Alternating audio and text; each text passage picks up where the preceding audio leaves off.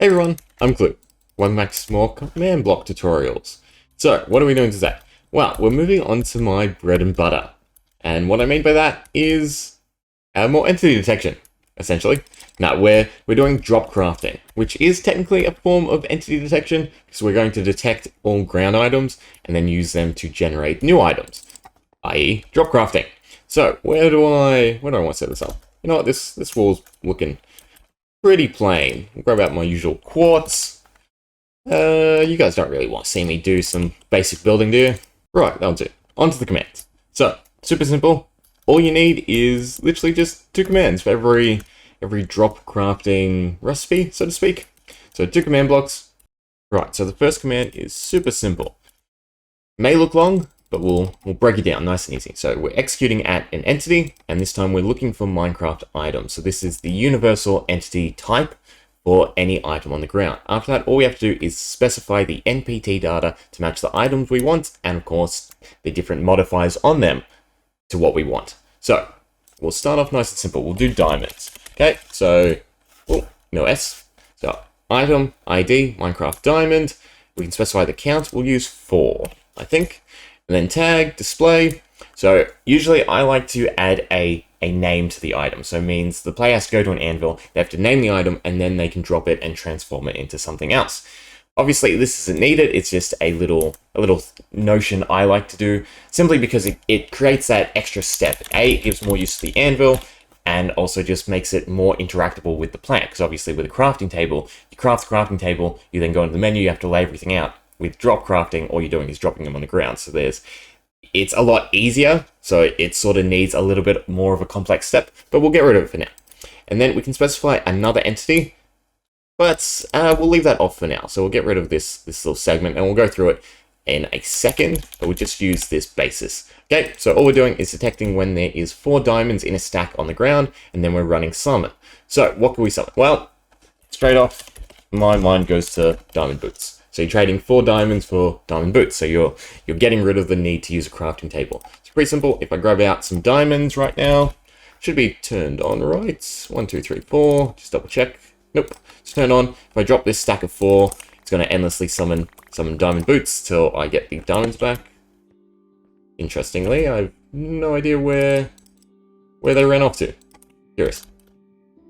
So obviously, we haven't set up the second part, which is to obviously get rid of the diamonds. Interesting that they despawned. Anyway, right. You know what? I'll just do this. Clear. Second part of the command chain. So, this, you can either use it as a repeating command block. If you have a long chain where you're detecting a bunch of stuff, I would leave it as a repeating command block. In this 2 command block setup, it's probably better to use it as a chain and conditional, always active. So that way, anytime the item is generated through the summon portion of this command, then it's going to clean up the rest of the items. So in order to do the cleanup, all we have to do is execute at, obviously right now, we're looking for the item we summon, so Minecraft diamond boots. So type equals Minecraft item again, specifying the NPT data to match the item we're summoning. On ground, that should be there. But we do want count. Yeah, count 1B. Tag, display, we're not using any of that, so we can go ahead and scrap it. So it doesn't like it though. There we go. And then we're just killing every other entity within a 1 block radius that's an item, but does not have the data we're looking for. So we don't want to delete the diamond boots. Diamond? Yes, that's right? Why does that look wrong to me? I don't know. Diamond boots. Get rid of on ground for a second. Count 1B. Okay. So anytime we convert diamonds into diamond boots, it's now going to find them and then delete all the other items around them. That way we can clean up the command in the simplest way, and we can even add extra items to this crafting requirement. For instance, because we're not using a crafting table, we might add, if entity at E type equals item, and then let me just do the NPT data since it's a little bit longer.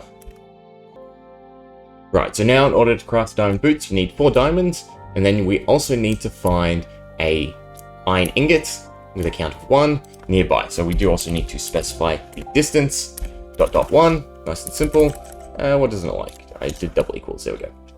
And then it's going to summon the new boots, and then it's going to clean up every item nearby. So if we grab out our 4 diamonds, 1, 2, 3, 4, our iron, 1, we go ahead and we can drop the diamonds, perfect, and if we drop the iron, craft into diamond boots. Of course, you can take this a step further, you can add on extra command blocks to this chain, you can add in sounds and particles if you want to get fancy with it, but this is the basic concept. Anyway, we'll tweak it a little bit and do something a little bit more complex. Right, so I've gone ahead and made it a little bit more complex. This time around, we're still executing at a ground item, but we're looking for a diamond block with a count of 1, but this time we're specifying a tag, so it has to be named chestplate. So the player has to go to an anvil, rename it chestplate, and then drop it on the ground, along with another entity. So we're using the if entity again, distance equals to 1, so as long as it's within 1 block. Specifying ground item, but this time we're looking for a nether star with a count of 1. So I have to drop both a diamond block named chestplate and a nether star on the ground in order for it to summon a new item. You guessed it, a diamond chestplate. Count 1. But again, we're specifying some more things. So for the diamond chestplate, we're giving it a name, so legendary chestplate, color gold, and we're also giving it some lore text, almighty, color red. And this is perfect because this is now a way to tie in this system or this mechanic of crafting to some of the other systems. So for instance, all our on-hit effects, our kill effects, or our block effects, we can now make it so that the player has to have these special crafted items with the correct lore text in order to actually make use of those effects. So we can sort of tie one system to the other and gate all of these special functions behind the player actually crafting these unique pieces of equipment. Of course, the cleanup, super simple. We're just executing at the item, of course the diamond chestplate, because that is our final product. We're just looking for the name, legendary chestplate, color gold. Syntax is very important. Whatever you type into the item is what you have to type in to find it. So for instance, if I put the color before the text, I'd have to reorder this so it went color, then text. Similarly, if you were to specify italics or bold, you would have to make sure to include all the syntax in the exact same order that you specify when you're generating the item. Otherwise, it won't find it. One little mishap and it's a completely different item. Other than that, we're just running kill again, so all items within 1 block that aren't that diamond chestplate named legendary chestplates. So, how exactly do we craft it? Well, you got to get out an anvil, a diamond block, and of course a nether star. We go ahead and chuck the anvil down, name the diamond block chestplates. We can now go ahead and craft our special equipment. So diamond block, nether star, bam, into a chestplate with legendary chestplate and almighty. Perfect setup for some of our later systems. Hope you enjoyed. See ya.